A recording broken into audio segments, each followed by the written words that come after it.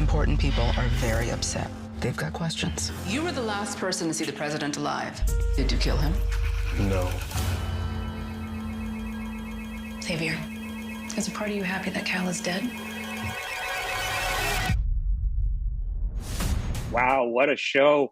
I mean, there is so many curveballs in Paradise, and a lot of them we can't even talk about. No. But you know what? Cool, because it's like appointment television viewing. You know, people are going to tune in every week because every episode ends on a cliffhanger. Sterling, I'm going to start with you.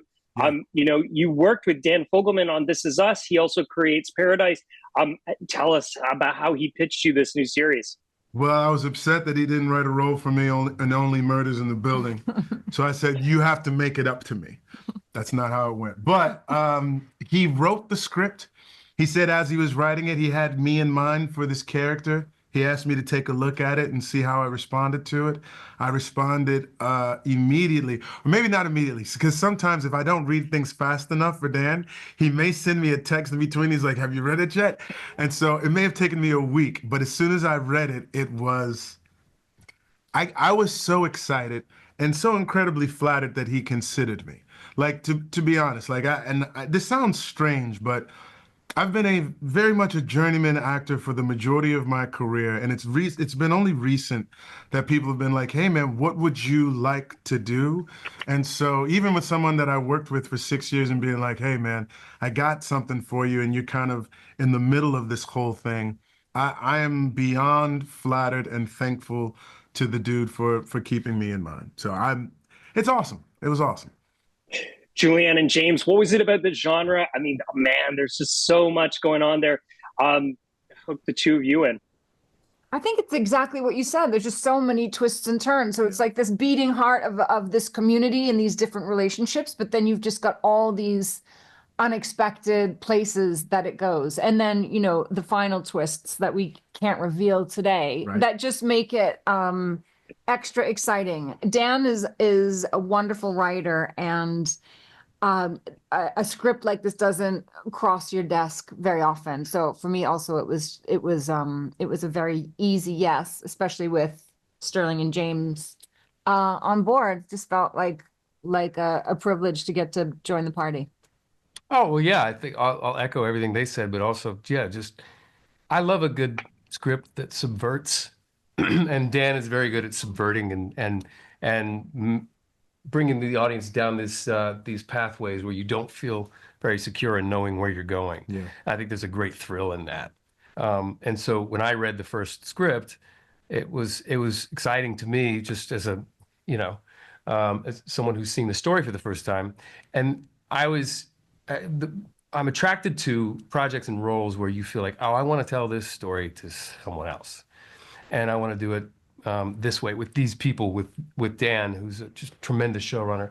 But it did feel fresh. It felt original in a time where original ideas don't really come along that often, and a rare opportunity to work with just good people. And so it was an easy one for me too. Right on.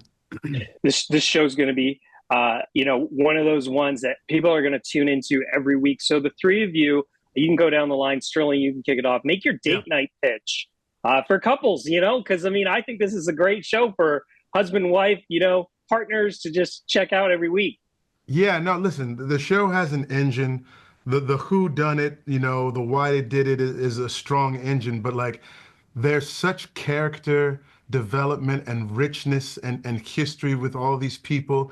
I think it's got something for everybody. Like it's got a little bit of like the aggression that you need in terms of like a little bit of fighting, a little bit of that type of thing, but it's also got like, what is it that makes us tick as human beings? Like these people are forced into a very particular situation and they have to figure out a way forward in the midst of it. I think it's absolutely fascinating. It's almost like, what's it called? The study of people. Like it's almost anthropological in the way in which it's set up. You know what I'm saying? So a little something for everybody.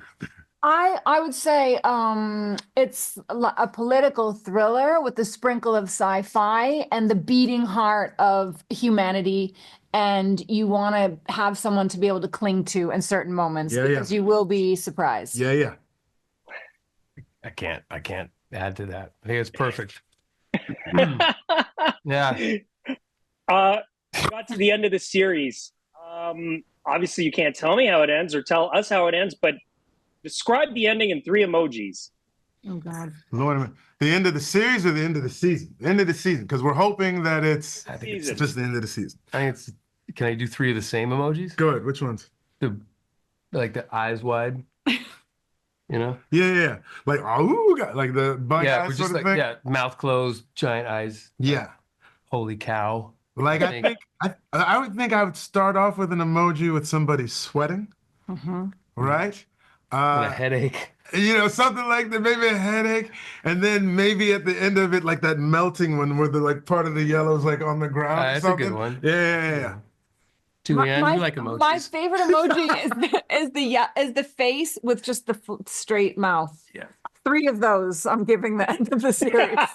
2 of those and 1 without them. How do you prepare to play a character who sees the world as nothing but threats? Ooh, that's something that Xavier says in the course of the show. Yeah. Yeah.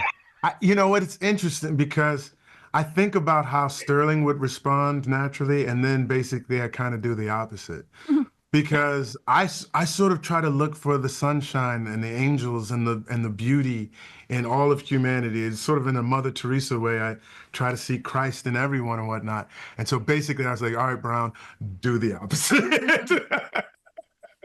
That was the prep. Yeah. Mr. President.